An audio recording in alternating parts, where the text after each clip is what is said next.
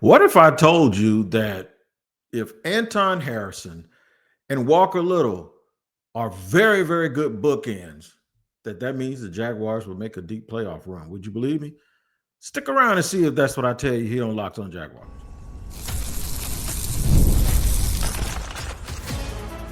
You are Locked On Jaguars, your daily Jacksonville Jaguars podcast.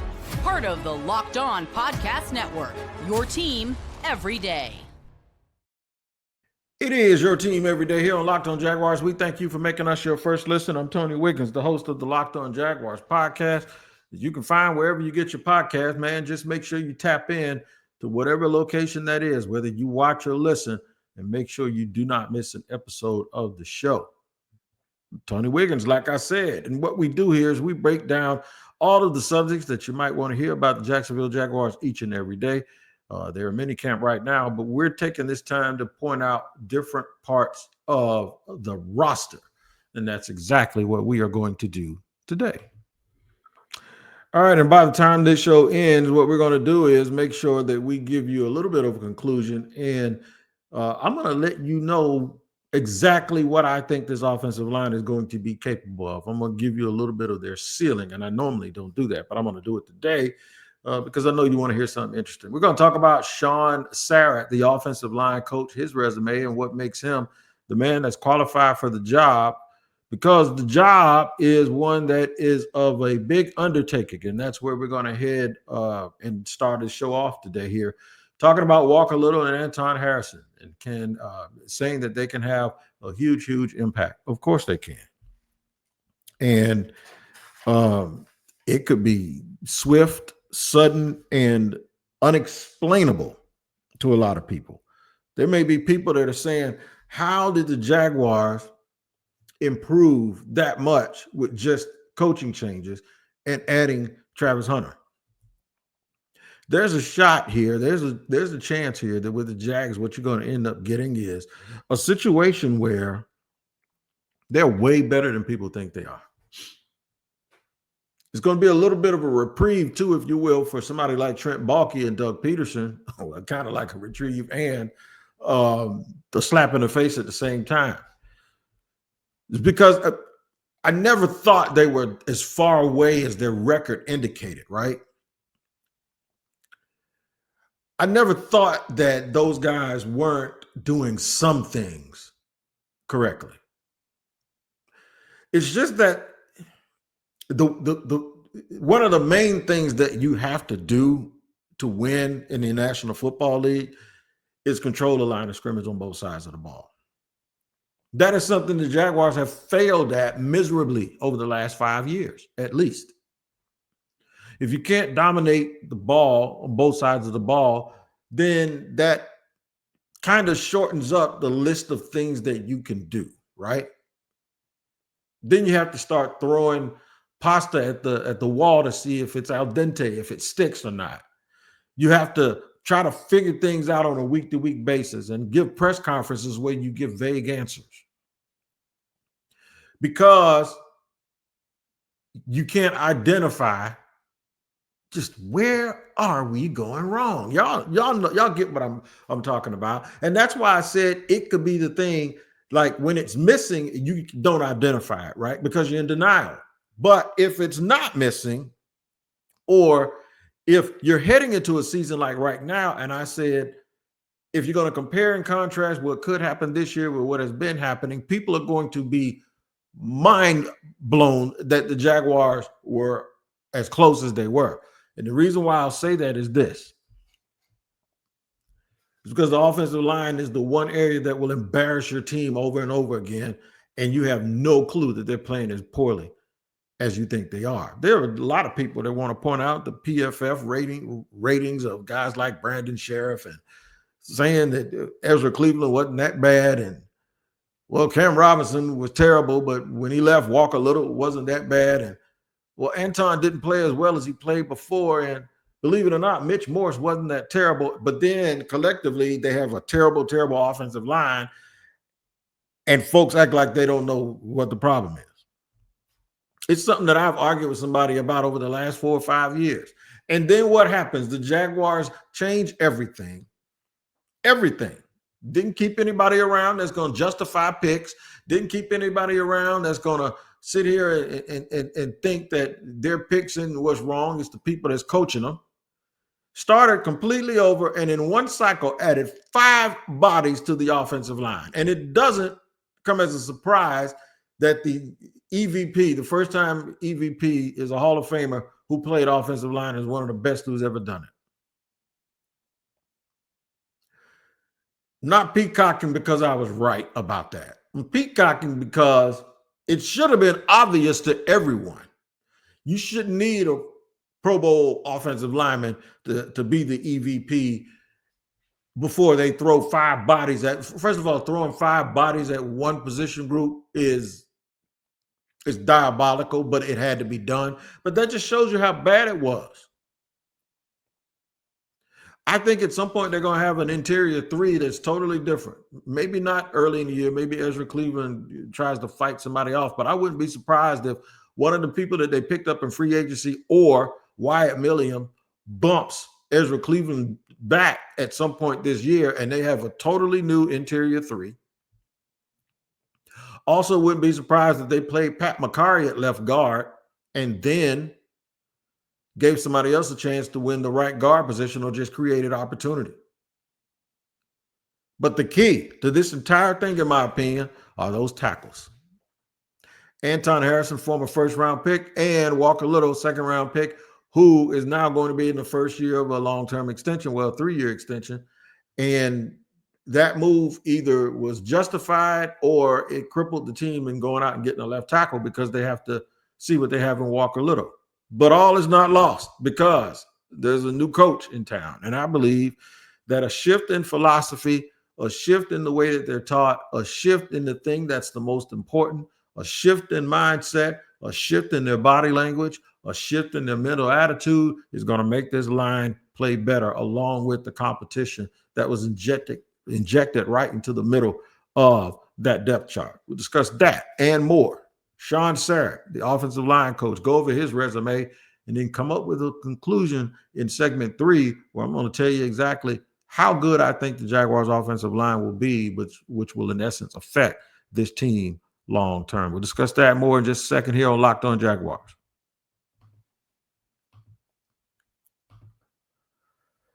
All right, man, today's show is brought to you and sponsored by our friends over at FanDuel. That's right, man. The NBA playoffs is in full. When I say full swing, I mean full swing, and FanDuel is the place where you absolutely need to be because there's so many different things that you can make sure that you can win some money on. FanDuel makes it easy to stay in the game before tip-off and live. With player props, performance trends, and same-game parlays, fans have more ways than ever to play smart and win big. Who's going to make those big shots? Is it going to be SGA or is it going to be Ant-Man? There you go. We got 2 great players in the West, and then we got 2 rugged teams in the East. New to FanDuel, it's the perfect time to sign up. Head to FanDuel.com and place your first $5 bet. If it wins, you'll get $200 in bonus bets. Very important. If it wins, it'll get you $200 in bonus bets. Make every moment more with FanDuel, official sports betting partner of the NBA.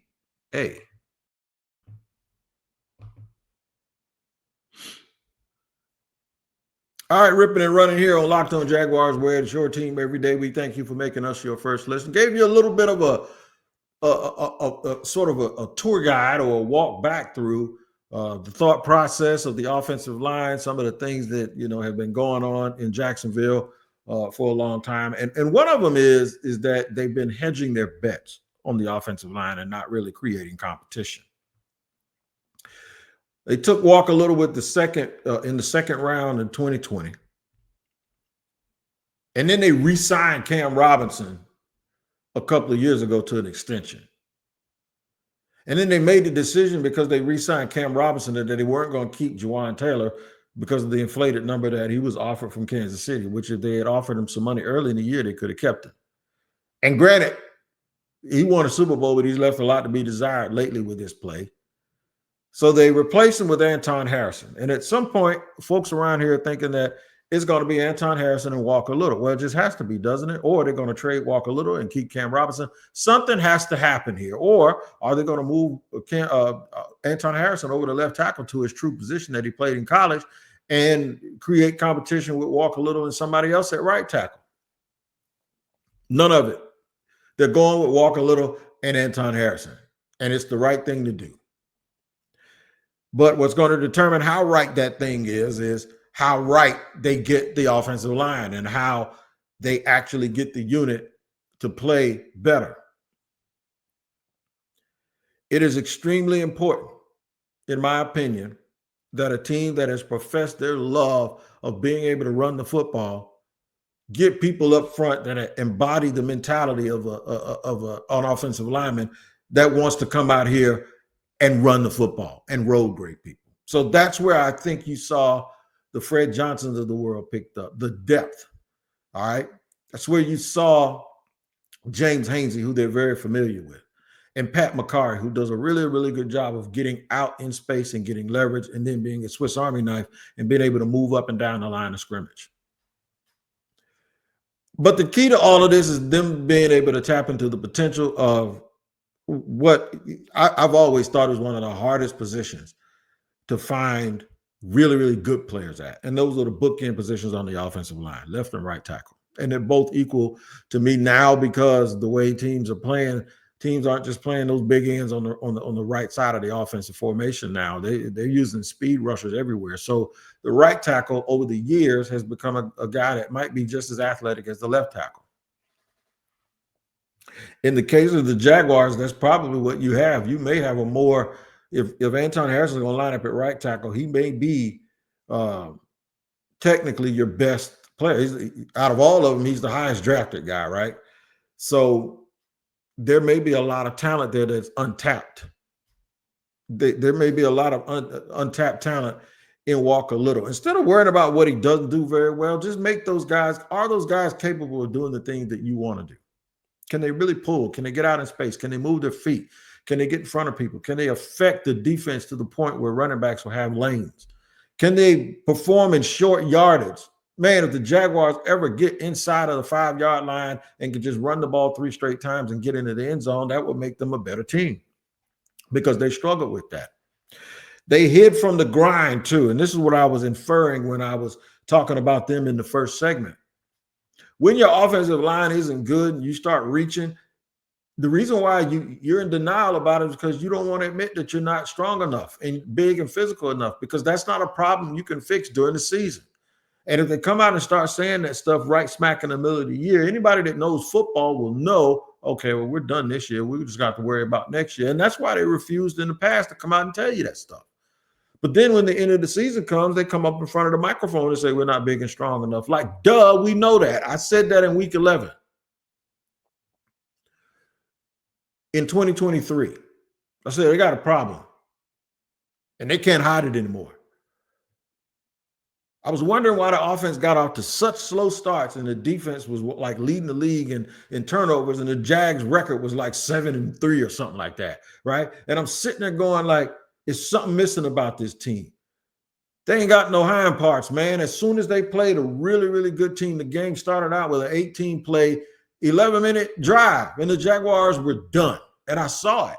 And ever since then, it's been pretty much the same thing.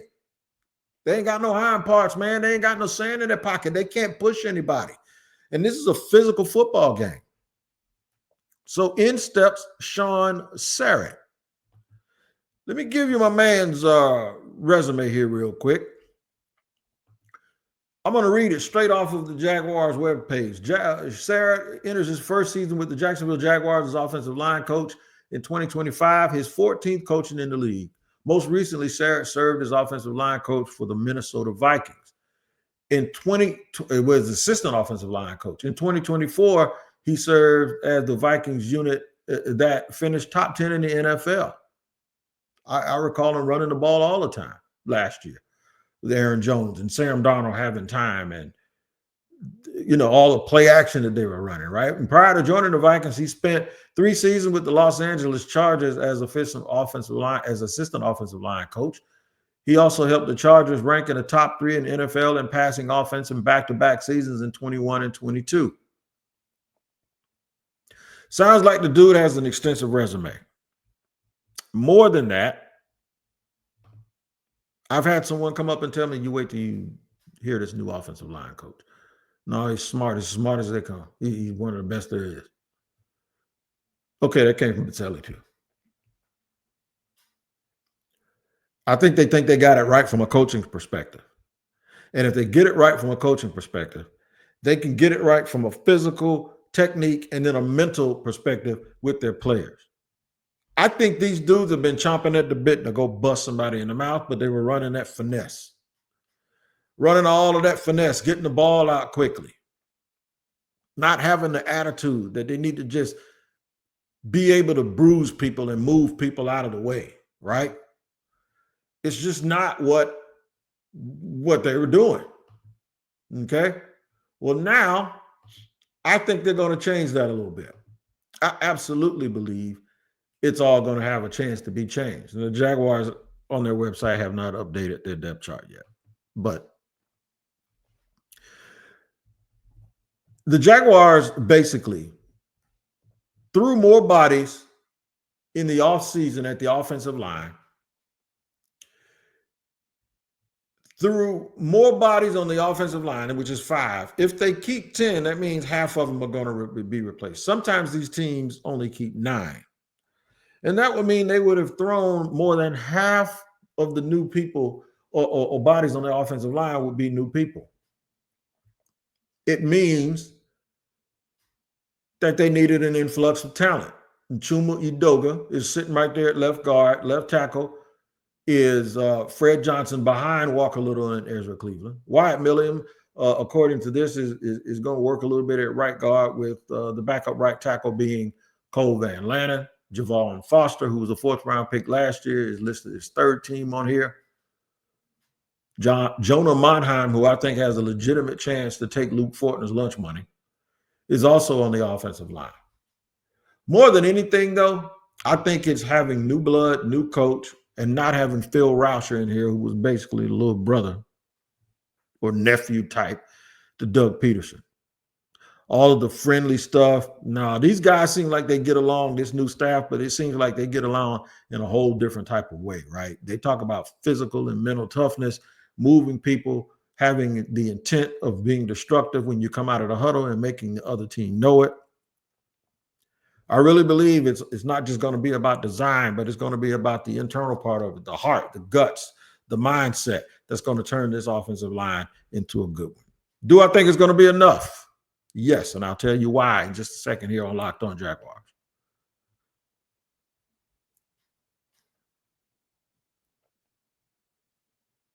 It's not all coaching.